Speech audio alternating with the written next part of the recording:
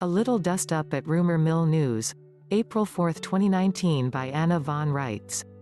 Editor's note: we were contacted by one of the people at Rumor Mill News and offered the opportunity to respond to the following: https://www.rumormillnews.com/cgi-bin/forum.cgi read = 1200675. Here is Anna's response.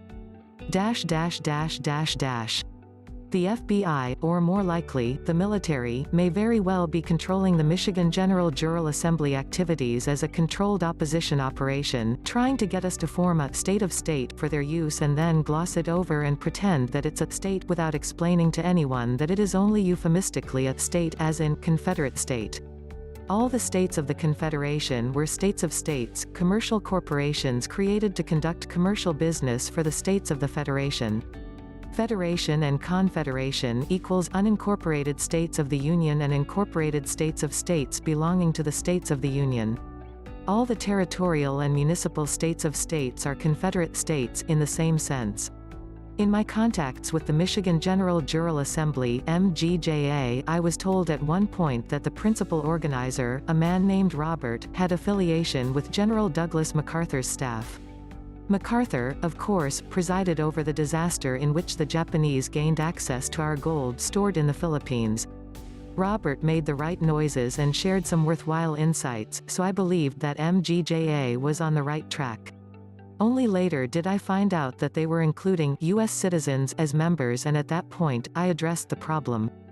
Just as I had tried to warn the Colorado Nine, I explained that U.S. citizens can't form an assembly for an actual geographically defined state, and if they do, they will be trespassing into our lawful jurisdiction and nothing they do will have any validity. They will just get in trouble. The federal corporations, both territorial and municipal, allow for dual citizenship, but our states of the Union never have. It is literally impossible for a U.S. citizen owing a citizenship obligation to the federal corporations to assemble one of our states. At most, they can organize a territorial or municipal Confederate state, a state of state, to operate as a commercial instrumentality of an actual state. I assume from Robert's associations that their intent was to create a new territorial state of state to replace the existing structure, and therein lies the rub from the perspective of the existing incorporated service providers.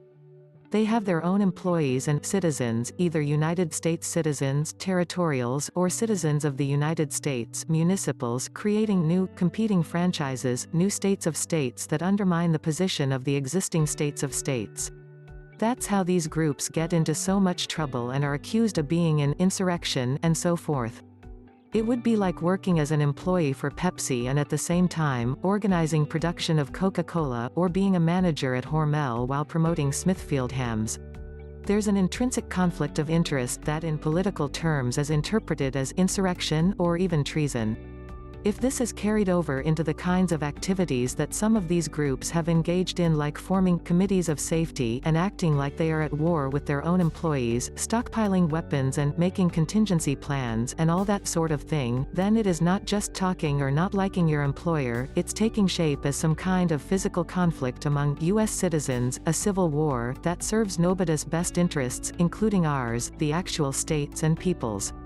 The British Territorial Corporation is under contract to protect this country and its people, so from that standpoint also, such activities on the part of U.S. citizens is not acceptable. So the British Territorials are obligated to crack down on such activities, both in terms of insurrection against them and also international terrorism against us, the American states and people.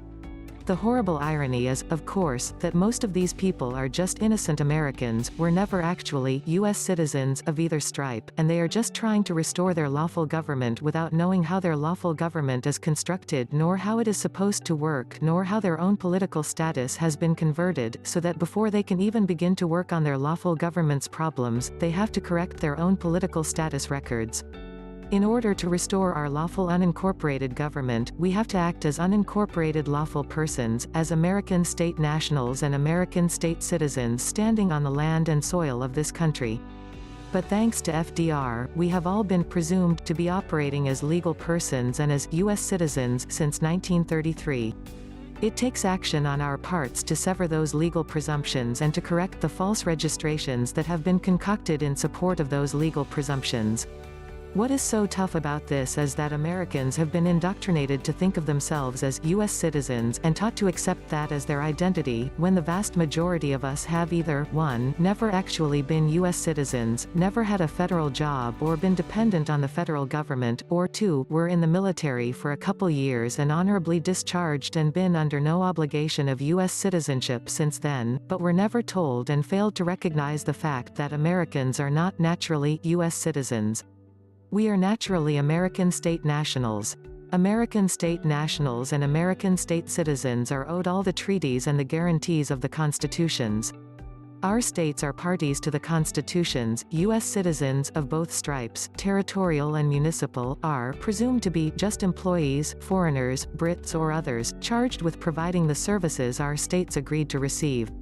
American state nationals and state citizens are the landlords, the owner-operators, and U.S. citizens are hired help. That's why we can enforce the constitutions and we can form up and assemble our actual states, but U.S. citizens cannot. This is why we can access the guarantees and protections of the constitutions and they cannot. And that is why it is absolutely necessary for people who are only presumed to be U.S. citizens, all of us who are not actually military or federal civilian employees or dependents, to do the paperwork and officially return from any presumed U.S. citizenship before assembling. State nationals and state citizens are guaranteed the right to peaceably assemble, but U.S. citizens of either kind have no such rights or guarantees, because they are operating in a different jurisdiction and capacity. I just posted an article that explains the difference between living people, lawful persons known collectively as people, legal persons, and incorporated legal persons.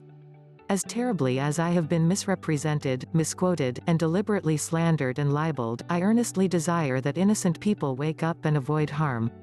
It's like the prophet Amos said, "My people are destroyed for lack of knowledge." Let the knowledge come. Let it be spread, explained, understood, followed, so that none of the victims of this system come to more harm. The admonition to be wise as serpents and gentle as doves was made for this time in history.